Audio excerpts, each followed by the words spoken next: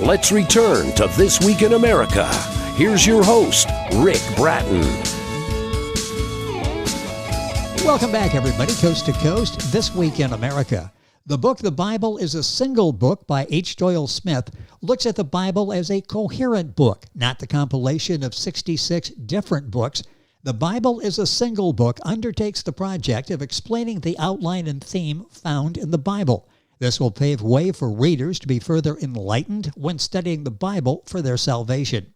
Born and raised in North Carolina, the son of a Southern Baptist minister, Doyle has lived in 10 states, visited all but Hawaii, has worked in 22 states, as a CPA for 30 years, a corporate auditor, hospital controller, governmental personnel clerk, working in real estate, many other fields. A graduate with a Bachelor of Science from the University of Arizona, Doyle received a master's degree in education from Western Carolina University and has studied for doctorate in both economics and history. We welcome back to This Week in America, H. Doyle Smith, author of The Bible is a Single Book. Doyle, welcome back to the program. It's great to have you back with us. Hello, how are you? I am fine and looking forward to this. Always an excellent conversation discussion when H. Doyle Smith is with us on the program. Let's start with the basics here. What is the central theme of the Bible? It's found in Genesis 3. It's the introduction. It says that what the Bible is about. You do not know what is right and wrong. And if you try to decide for yourself what is right and wrong, the Lord doesn't like it. We have a full explanation in Job, the last 4 chapters, where Job acknowledges that there are things too marvelous for me. I will have to repent in dust and ashes for having tried to determine who God is. All of this is in the book, explained so well, receiving excellent reviews. The Bible is a Single Book, H. Doyle Smith, published by Stratton Press. Their website, you can buy the book, stratton-press.com. You'll find it at Amazon, all of the usual places. Who are the characters of the Bible? The characters of the Bible are people just like us. We have one story where David danced in the street.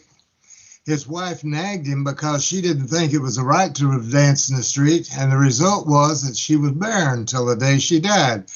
Quite often we have women who decide they want to tell their husband what to do, and they end up finding themselves all alone because the husband has walked away. That's just like everybody. We do things, and then we find that there's not done wrong, and we try to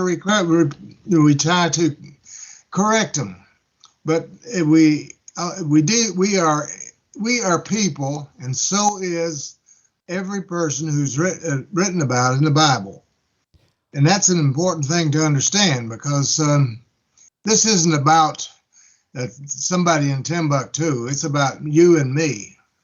That's why I was going to let that sit there for a second and just sort of contemplate what you were saying. It's so important, and it really makes all of this understandable. In reading the reviews, that's exactly the benefit of the book. The Bible is a Single Book. I saw one reviewer saying, I have one, I refer to it often. I have a loan copy, a second copy that I just give to different people to let them read the book. It's very straightforward. It's very easy to read and understand. H. Doyle Smith, the author of the book, The Bible is a Single Book, our guest on the program. What is the most important villainy in the Bible? The most important what? Villainy. Oh, the villainy. Yeah. From Chronicles, Ezra and Nehemiah and Esther, we find that people are trying to decide that this king is a good king because, or this king is a bad king because. And then in Ezra and Nehemiah, we've got to decide just what is right and what is wrong. And then pretty soon we have Esther, who leaves God out of everything. And these are things that God doesn't like. And it brings us to Job, when Job recognizes finally that no matter what we try to do, we cannot understand God. He is whatever he is. And that's an important point another way. He is whatever he is. We are made in the image of God, and we are what we are. It's time that we quit trying to tell other people what they are when we don't know. And we've got to accept people as they are. And that's an important point. And so many important points like that in the Bible is a single book. H. Doyle Smith, our guest on the program. In the last part of the last book, there's a curse on adding or deleting anything in the Bible. Explain, if you will, how does that work? The Bible is a very simple book. One of the things that we find is that we like to add something to it.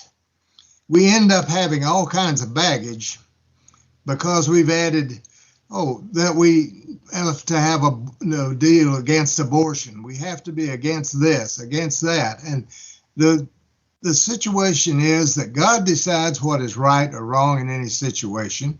And while he asks us to be perfect, we're not going to make it. But we must understand that if we add doctrines to the Bible, we're complicating it. And if we take away the simple facts of the whole thing, it makes it less valuable. The Bible is such a simple book that if you follow it and understand that the problem lies in our trying to be God ourselves instead of accepting that God has a place in our life, and we have to accept that, anything we add to it is additional baggage. When Christ said that it's easier for a wealthy man to go through the eye of a needle, to become a Christian, than it is for a camel to go through the eye of a needle. The eye of a needle is just wide enough. It's a place in Jerusalem, but it's just wide enough for a camel to go through. If you add baggage to it, the camel can't go through. And that's just what we find that we have to run into when we add that we've got to understand this idea, or we got to understand that idea, or we say that this is what's right when we don't know what's right. And it's really, really important to understand that the Bible is an introduction to God. It's not an authority itself. I have been guided by God through a situation where I ended up in divorce. The Bible says that God never proved a divorce, but the leading was so direct and so precise that when I went through it, I realized that God was taking me, and he is the authority, and the Bible is simply an introduction to God. So many important points in Doyle Smith's book. H. Doyle Smith, the author. The Bible is a single book. You'll find it at stratton-press.com. Of course, Amazon, all the usual places, wherever books are sold. What are the 3 actions that the Bible demands of us? First, it is our actions that count, not our beliefs.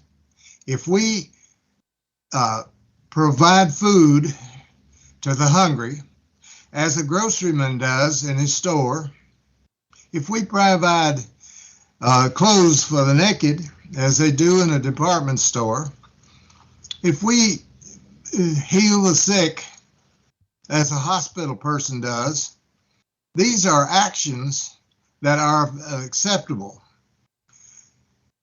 We also have to look at another thing. What is past, whether good or bad. Now, forgiveness is a forgiveness of the bad. But what happens too often is we get caught up and remember we had a specific time that we thought was great, but we need to move on. We do not wish to try to keep the past alive. The third thing is, we're going to be punished for what we do, but whether it's the best thing in the world, no good deed goes unpunished. but we will never be punished more than Christ was. Something that's interesting in the news quite frequently now, the role of prophets. What exactly is the role of prophets? The prophet speaks for God, but one of the problems that we have is a section of 20 prophets, both major and minor, who have tried to solve the problems we have without understanding what is the problem to begin with. We have the mantras that come in Psalms. We have the short sayings we have in Proverbs. We even have a prophet who, in Song of Solomon, saying that sex was part of it. Then we have anger in Jeremiah, Pollyanna in Isaiah, and each of the prophets makes his decision as to what the solution to our problem is. It's only when Christ steps in personally and gives us the instructions that we need to make our lives good in his eyes. With us on This Week in America is H. Doyle Smith, back with us on the program, talking about his new book, The Bible is a Single Book. You'll find it at stratton-press.com, the usual places as well. Our website, thisweekinamerica.us. I want to go back to this point again. You've touched on this, and it's really one of the key components of your book, The Bible is a Single Book. How simple is the Bible? The problem of the Bible, actually, it is so simple that you can find that you can follow the Bible simply by doing what God has given you the opportunity to do. It is not a case of you trying to prove to God that what you're worth. He knows that to begin with. The thing is that if an opportunity comes to you to be of help to a neighbor, be of help to the neighbor. Do what you can to take care of our people, and among all of the people, be a person who is part of the world, and be that person because it is in God's favor to help for us to help each other. The way that Doyle answers the question, so direct and so understandable, that's exactly what you will find in his book. The Bible is a Single Book. It's straightforward, it's very easy to read, and it's very doable. The book available at stratton-press.com. Other places, we'll give you all that as we go through the conversation here. Forgiveness involves sins. Is that all? Forgiveness is far more than that. It's the idea that what matters is not what has been happening in the past. It's how we go forward from where we are now. One of the commandments was, make unto yourself no graven image. A graven image is a image that does not change. A mother has a picture on her wall of a child when he was 2. He's 40 now, but she remembers him as he was when he was 2. It's normal, but it is not what she needs to do. She should relate to that man as he is at 40 and not hold on to the image that she has of him in the past. That commandment, the second one, is very important. When life goes on, if we have made a major victory, then life goes on and we put the victory in the past. But forget, especially if the things are bad that have happened to us, figure out how to get around it and go on. Do not hold on to grudges. Do not hold on to those things in the past that cause us to be hurt. You know, another part of that is suffering. Life is good. Sometimes life is very good. Other times we go through problems in life. We all go through suffering at various stages. How do we deal with that suffering? Remember that Christ suffered more than anyone ever has otherwise. He was on the cross. He died for us, and he suffered greatly. We will not ever be put upon a cross. We are not going to be punished beyond our ability to do it, so long as we allow God to be with us and guide us through it. Our sorrows are problems that we find ourselves in, but the reason for the sorrow we do not know. But remember that we are not here for our own benefit, and if we are here and we have to suffer some sorrow that other people may suffer too, we need to use that sorrow to enable others to meet it as well. Does my knowing and believing anything count? What you know is good, but what is you do is the important part. Okay. Knowing is very, very important to give you a guidance as to where you go. But if you come to a situation where you have the opportunity to know something, or you have the same opportunity to help someone, the choice should be to help someone.